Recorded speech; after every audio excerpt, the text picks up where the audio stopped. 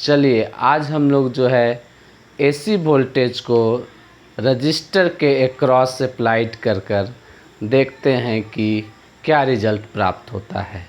तो आज का टॉपिक है एसी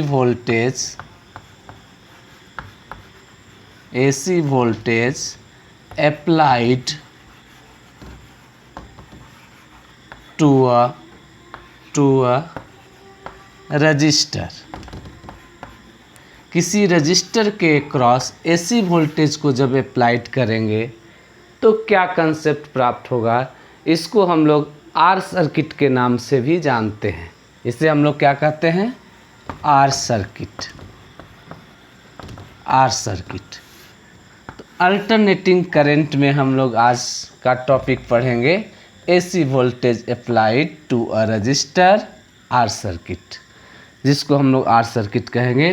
तो एक रेजिस्टेंस कंसीडर करते हैं जो कि आर ओम का है और इसको एक अल्टरनेटिंग सोर्स से कनेक्ट कर देते हैं जो कि E = E0 sine omega T EMF इस अल्टरनेटिंग सोर्स से प्राप्त हो रहा है। और इस सर्किट में जो करंट है उस करंट को हम I कहते हैं। तो किरचॉफ्स का लूप रूल को यदि देखें, KVL rule, by using KVL rule we get, हम लोग पाएंगे क्या? We get summation V is equal to 0 in the close loop. All potential का अलजेब्रिक समेशन जो होगा वो 0 के इक्वल होता है। चलिए यदि हम कंसेप्ट वाइज देखें तो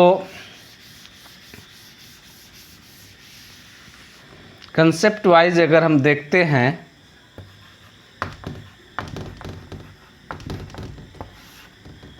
तो सर्किट के अंदर जितना भी पोटेंशियल होगा वो रेजिस्टेंस के अक्रॉस ड्रॉप होता है। अगर हम सीरीज कॉम्बिनेशन के कंसेप्ट को ध्यान दें, यदि कई सारे रेजिस्टेंस सीरीज में कनेक्टेड हों अलग अलग, जैसे R1, R2 and R3 resistance है, और जब इसको हम बैटरी से कनेक्ट करते हैं, भी पोटेंशियल प्रोवाइड करते हैं, तो हर रेजिस्टेंस के अक्रॉस पोटेंशियल का ड्रॉप होता है। यदि हम कहते हैं कि इस रेजिस्टेंस के क्रॉस ड्रॉप पोटेंशियल V1 है, सिमिलरली इसके क्रॉस ड्रॉप पोटेंशियल V2 है और इस रेजिस्टेंस के क्रॉस ड्रॉप पोटेंशियल V3 है, then V = V1 + V2 + V3। सारे इस ड्रॉप पोटेंशियल को यदि ऐड कर दिया जाए तो टोटल पोटेंशियल के इक्वल होता है। यदि सिंगल रेजिस्टेंस होता तो पूरे के पूरे पोटेंशियल उसी रेजिस्टेंस में ड्रॉप हो जाता। तो यहाँ पे भी वही कंडीशन हम अप्लाई कर रहे हैं। सिंगल रेजिस्टेंस है R, इसमें ड्रॉप पोटेंशियल जो होगा ओम्स लॉ से I × R के इक्वल होगा। और यह ड्रॉप पोटेंशियल जितना भी हम सोर्स से दिए हुए हैं उसके इक्वल होगा, that is E0 sine omega t is equal to I × R।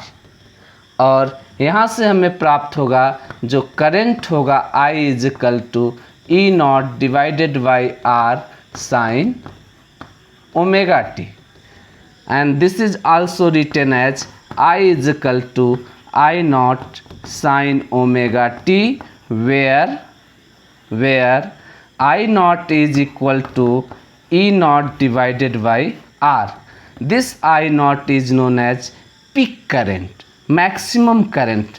चूँकि जो करंट मुझे मिला है यह ऑसिलेटरी है, पीरियोडिक करंट है, साइन का फंक्शन है, तो इस करंट का स्वभाव कुछ इस प्रकार से होगा।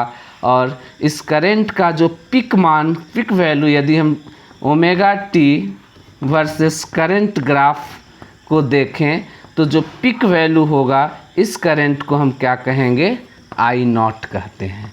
और ये किसके इक्वल है? E0 / R के इक्वल है।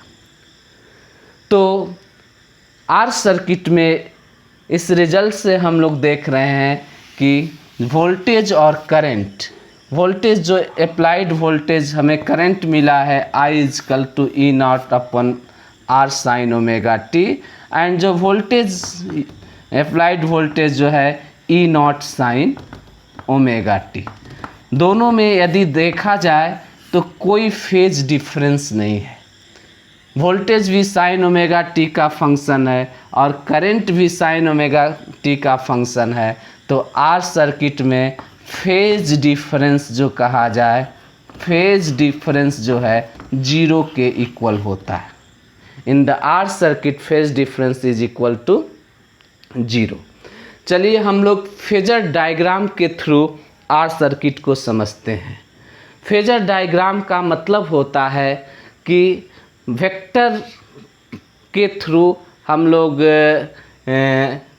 करंट और इलेक्ट्रिक फील्ड को साइन ओमेगा टी के अकॉर्डिंग जो है रिप्रेजेंट करते हैं। तो अगर वेक्टर से करंट और ईएमएफ को दर्शाया जाता है वेक्टर लाइन से, तो इसका कदापि मतलब ये नहीं है कि करंट और जो ईएमएफ है वो वेक्टर क्वांटिटी है।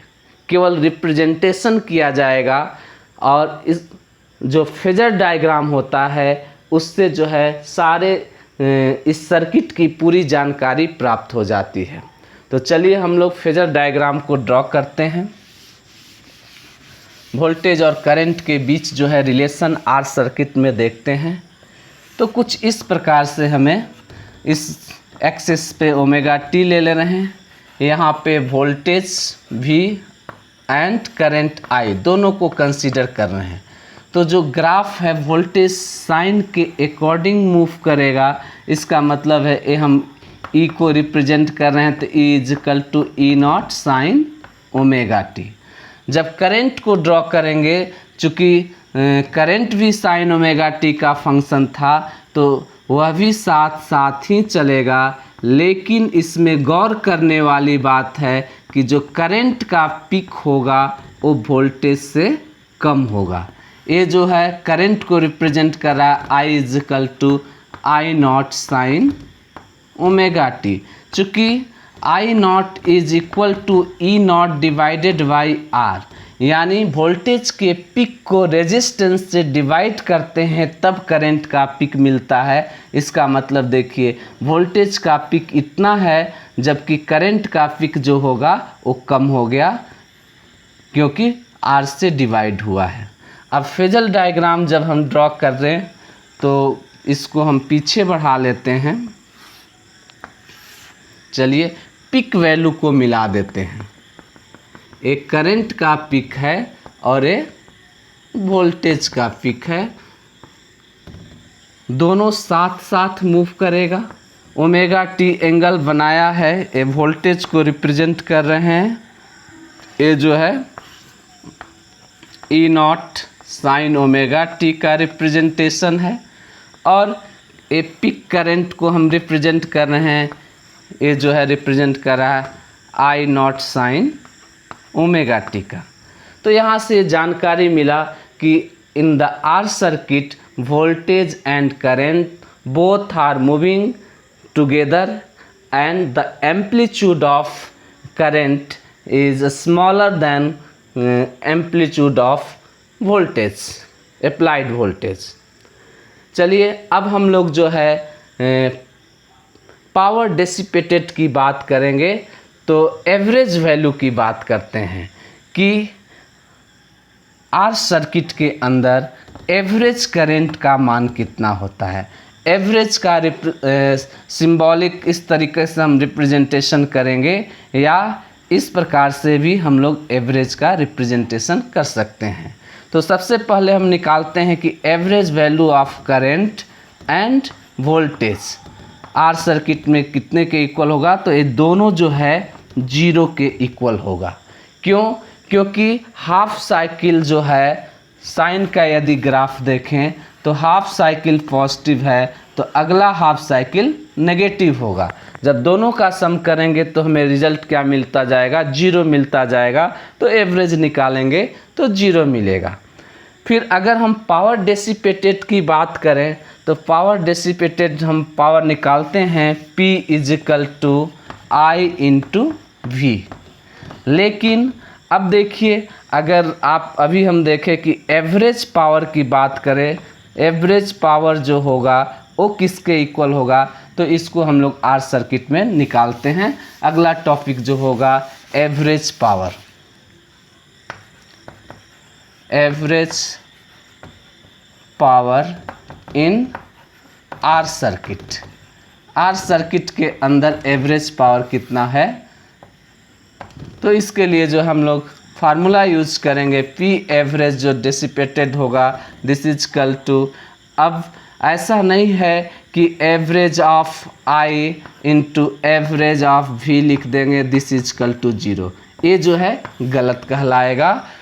Power dissipated in R circuit, average power dissipated in R circuit जो है 0 के इक्वल नहीं होगा।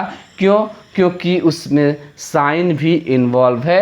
ये ऑसिलेटरी एसी करंट है, एसी वोल्टेज है, इसलिए एवरेज पावर जब निकालने जाएंगे तो वोल्टेज कितना होगा E not sine omega T and current कितना है into I not sine omega T का एवरेज लेना होगा।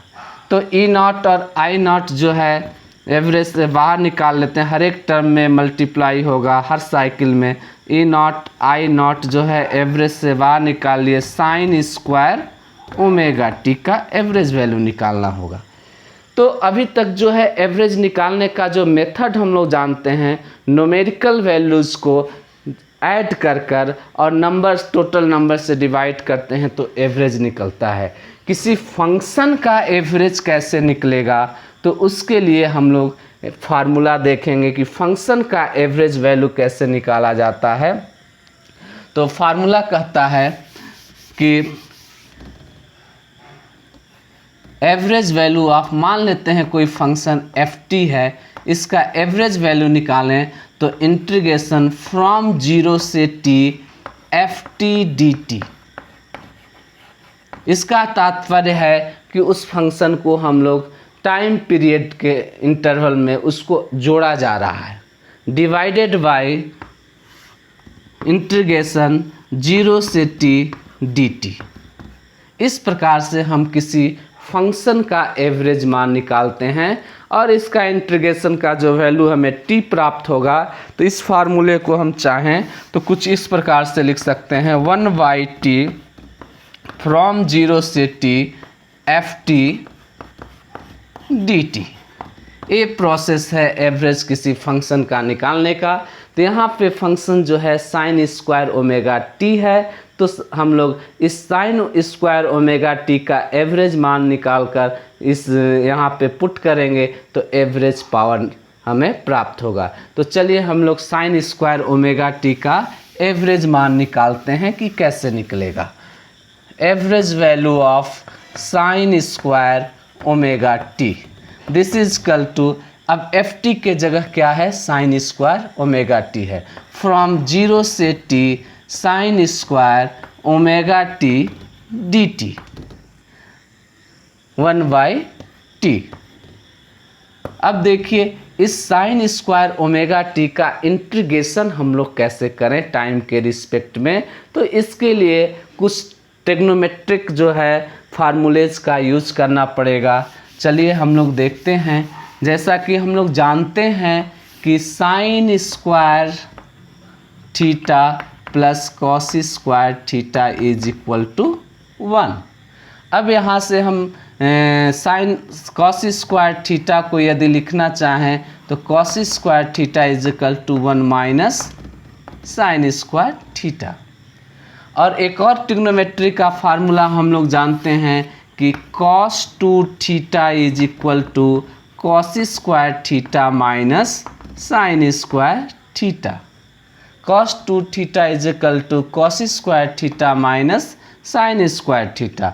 Substituting the value of cos square theta, then cos 2 theta is equal to हमें मिलेगा 1 माइनस 2 साइन स्क्वायर थीटा। अब इसको इधर लाते हैं और इसको उधर ले जाते हैं, यानी 2 sin square theta is equal to 1 minus cos 2 theta. यहाँ से हमें पता चला कि sin square theta is equal to 1 minus cos 2 theta divided by 2।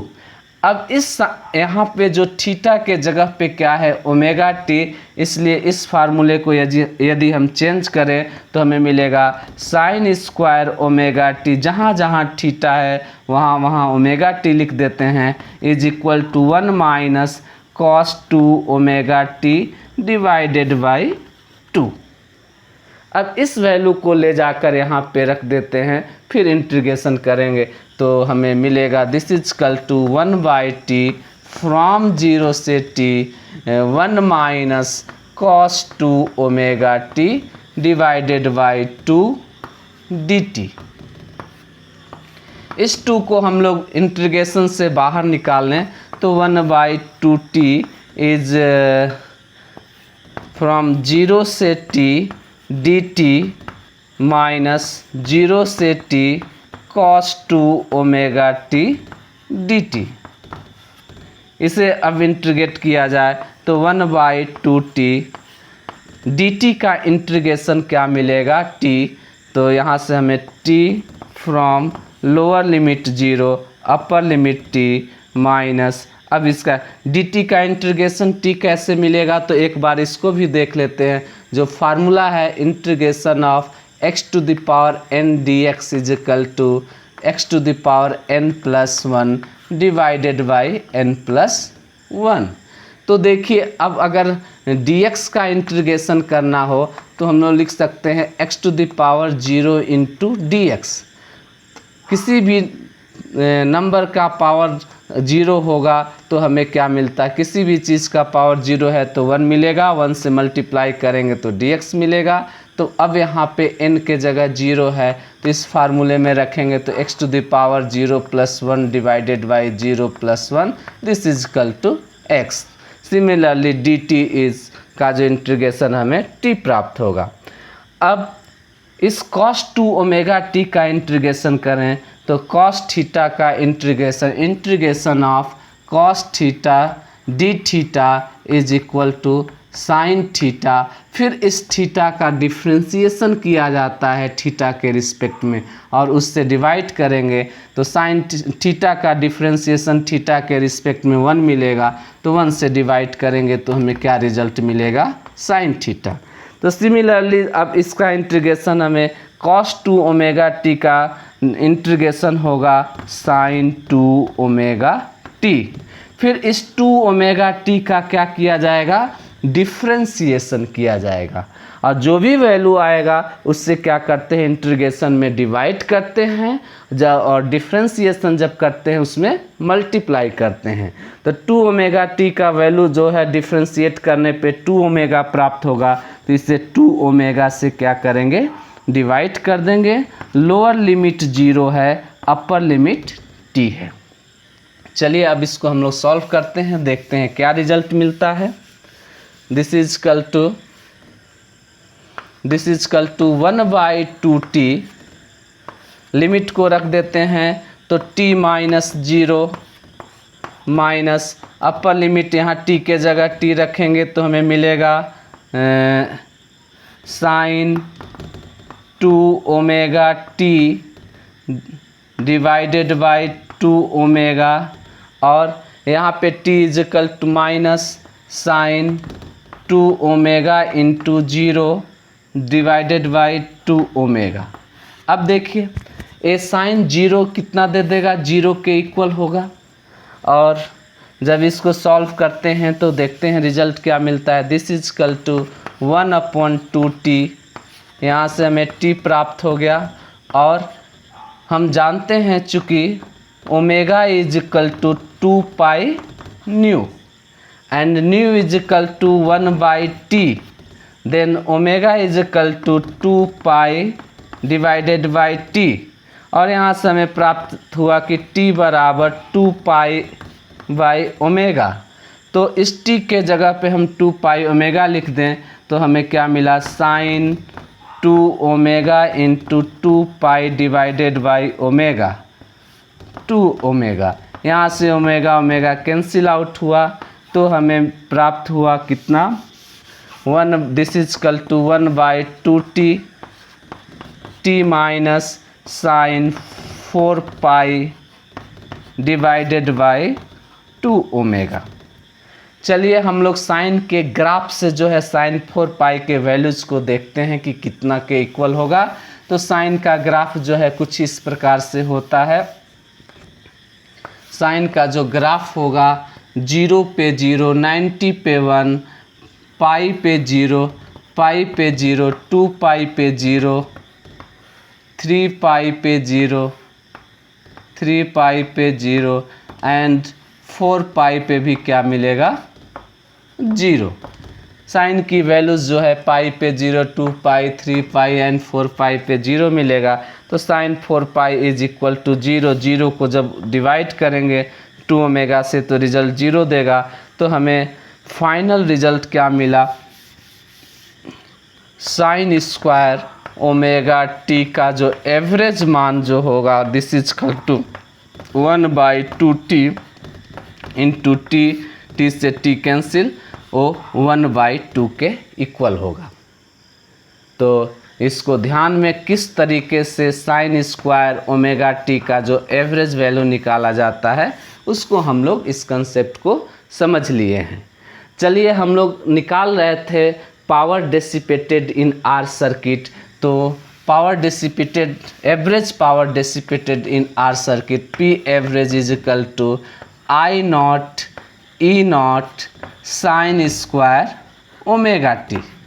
इस साइन स्क्वायर ओमेगा टी का एवरेज मान को यहाँ पे रख दें तो हमें प्राप्त होगा I not E not divided by 2, this is equal to I not divided by √2 and E not divided by √2।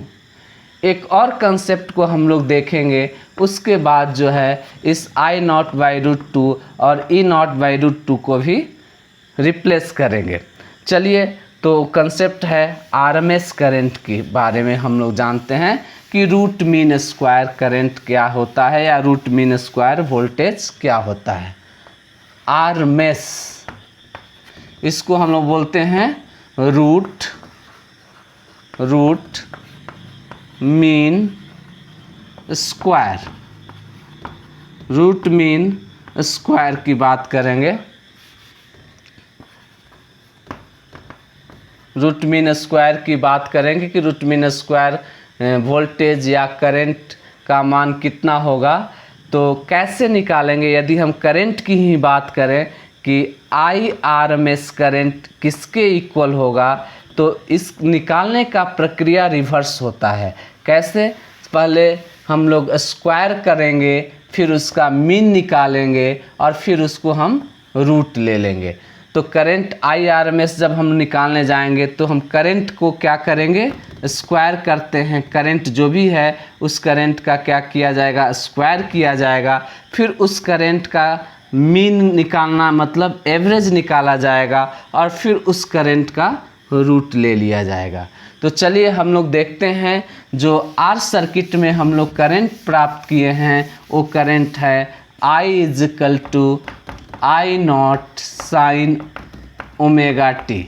इसी करंट का हम लोग आरएमएस मान निकालें तो कितना होगा, इस करंट का स्क्वायर करेंगे तो किसके इक्वल होगा, आई नॉट का square sine square omega T के इक्वल होगा। फिर इस करंट का हम एवरेज लेंगे, यानी आई का स्क्वायर का एवरेज लिया जाए तो आई नॉट स्क्वायर हम बाहर निकाल लेते हैं, average of sine square omega T. और अभी अभी हम लोग साइन स्क्वायर ओमेगा टी का एवरेज मान 1/2 प्राप्त किए हैं। तो एवरेज वैल्यू हो गया आई नॉट का स्क्वायर डिवाइडेड बाई 2। अब इसको क्या करना है, इस रूल के अकॉर्डिंग इसका रूट लेना है। तो आई नॉट का स्क्वायर का एवरेज का हम रूट लेंगे, इसी को बोला जाता है I RMS, that is this is equal to under root I not का स्क्वायर डिवाइडेड बाई 2। और यहाँ से पता चला कि जो आई नॉट आई आरएमएस है वो किसके इक्वल है, तो आई नॉट बाहर निकल गया स्क्वायर रूट से और यहाँ से हमें प्राप्त हुआ √2।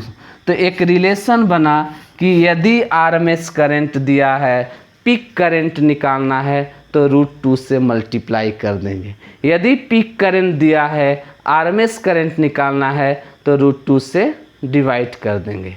It is also written as IRMS is equal to 0.707 I not के इक्वल होगा। इसी प्रकार से यदि हम वोल्टेज की बात करें, VRMS यदि निकालना चाहें तो VRMS इज इक्वल टू होगा किसके, पीक वोल्टेज डिवाइडेड बाय √2 के इक्वल होगा। तो जितने भी, अगर हम बात करें कि जितने भी इलेक्ट्रॉनिक्स कंपोनेंट्स हैं, चाहे वो बल्ब हो या टीवी हो या फैन हो, उस पे लिखा रहता है कि इतना वाट, इतना वोल्ट, तो सारे कंपोनेंट पे जो लिखा रहता है वो आरएमएस वैल्यू होता है। जैसे हम कहें कि बल्ब के ऊपर लिखा हुआ है या कोई इलेक्ट्रॉनिक्स डिवाइस है उसके ऊपर लिखा हुआ है 220 वोल्ट, रिटेन है कितना, 220 वोल्ट, तो इसका मतलब है कि वो आरएमएस वैल्यू है, ये VRMS है। VRMS is equal to 220 volt है। यदि पिक की बात किया जाएगा तो पिक जो होगा, जिसको हम कहें V0, तो V0 is equal to √2 times जो होगा VRMS वैल्यूज़, तो √2 टाइम्स 220 और अप्रॉक्सीमेटली जो है ये हमें 311 वोल्ट देगा, 311 वोल्ट। देखिए पिक वैल्यू इस वोल्टेज का जो है, पिक जो मान है वो कितने के इक्वल है, 311 वोल्ट का है, और आरएमएस वैल्यू जब 220 है तो अगर किसी बल्ब या इलेक्ट्रॉनिक्स डिवाइस पे 220 वोल्ट लिखा हुआ है तो उसकी टॉलरेंस जो है वो 220 से ज़्यादा होता है, 311 पिक तक टॉलरेट करेगा, 311 वोल्ट तक टॉलरेट करेगा। जब इससे एक्सीड होगा तब जाकर वो बल्ब जो है फ्यूज हो जाएगा।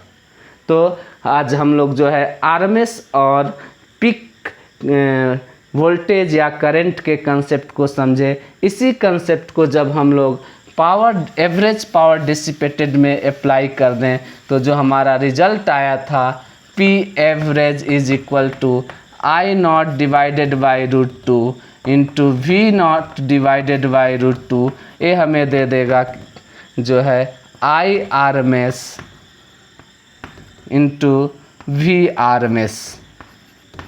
VRMS के इक्वल होगा। तो इस प्रकार से कुछ आर सर्किट का कंसेप्ट है। आर सर्किट में हम लोग देखें कि जो करंट और वोल्टेज जो है दोनों साथ साथ मूव करता है, that means there is no any phase difference between the voltage and current.